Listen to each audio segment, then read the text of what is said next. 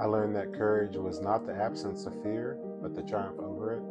The brave man is not he who does not feel afraid, but he who conquers that fear. Nelson Mandela. Back in 2024, I was introduced to Project Hail Mary. I was utterly blown away. My first impression was the audiobook. Brave Porter delivers this story in a way that is genuinely unforgettable, and I wish everybody could experience it. He gives more life to every single character.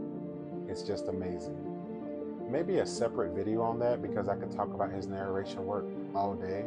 One of the first things I fell in love with about this story was the core themes, which, in my opinion, was the problem solving, how we behave and respond in the face of uncertainty and tension and challenges, of course. Today I want to talk specifically about bravery. This is a core theme in the movie to me, because by the end of this story, Grace is one of the bravest characters I've encountered in stories in general. My question is this: when did it actually happen? Was he always brave, or did something build him into the person he became? My observation: we are all cowards until we are brave. I want to start with something small that I think gets overlooked sometimes. Grace pleading with Strat to let him keep just those few samples of astrophage, to keep experimenting, to keep discovering. He's curious, yeah. A scientist, sure. That's already bravery through curiosity. He's leaning into the unknown. He doesn't know what he'll find or what it will accomplish just yet. He just wants to see what happens, and it pays off. That's the first version of bravery for Grace, in my opinion. Just his curiosity, his willingness to stay in the room with the unknown. Think about that for just a second. How often do we walk away from the things we're curious about because we're not sure where it leads? Grace didn't walk away. He had ample opportunity to, up until he didn't. Now, here's what I need you to understand before we go further.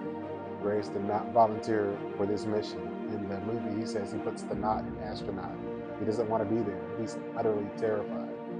He felt like his life was being taken from him. In the book, it goes into more detail about this, and it literally was in a way. He went anyway. He ended up on that ship whether he wanted to be there or not. That's where the story begins, him waking up, 2 plus 2. Fast forward, they're getting to an alien planet they've dubbed Adrian. This is where it gets even realer. Grace has had just a handful of spacewalks. He's not an astronaut. Now he's going outside of his ship to fish for foreign life in the atmosphere of an alien planet. That's crazy. He's brave. He's doing it. Honestly, maybe they aren't too different. You could argue it's necessity.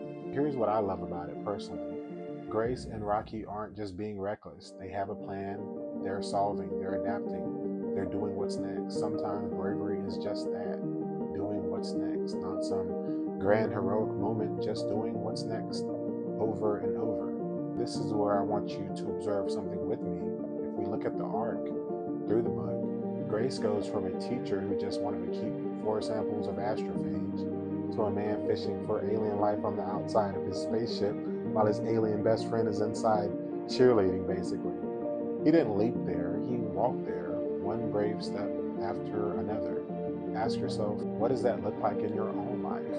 Because I think what Project Mary really is asking is, how can we be braver? How can we love better? There is a moment for me that defines everything in the story. The Talmiva, of course, the alien organism that they discovered on Adrian's atmosphere to help them combat the astrophage, has evolved unexpectedly, of course, as life does. It developed to bypass the xenonite, the very material Rocky's entire ship is made of. The fuel tank is all of it. Grace figures out how to protect himself quickly enough when the malfunction happens. His ship is fine. He could just go home. Rocky's ship, the Blip A, is made entirely of xenonite. No protection, no fuel, no hope really, without his friend Grace coming back for him. Grace makes a choice. He does the thing, he turns back for his friend. He didn't know if Rocky was even alive. In the book, he contemplated maybe he killed himself. Could that even happen? He didn't know if he could fix it. He didn't know if he'd ever see Earth again. He kind of left all of those thoughts behind and went anyway. Went back for his friend. Not because the mission demanded it anymore. Not because anyone was watching. Because Rocky was his friend. It doesn't get realer than that, but braver than that. Because the Iridians deserved life. That was enough for Grace. Because love became louder than fear. There's a line in the movie that I really appreciate from Meow. He says, bravery is not a gene. You just need somebody to be brave for.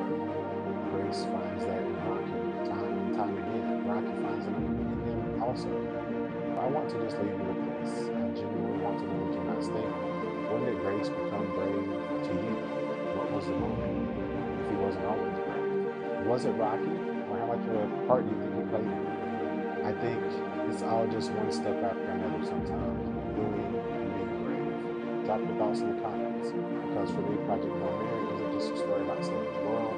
It's about what happens when life gives you more than you ask for or think you can handle. You just gotta move forward sometimes, one thing after another.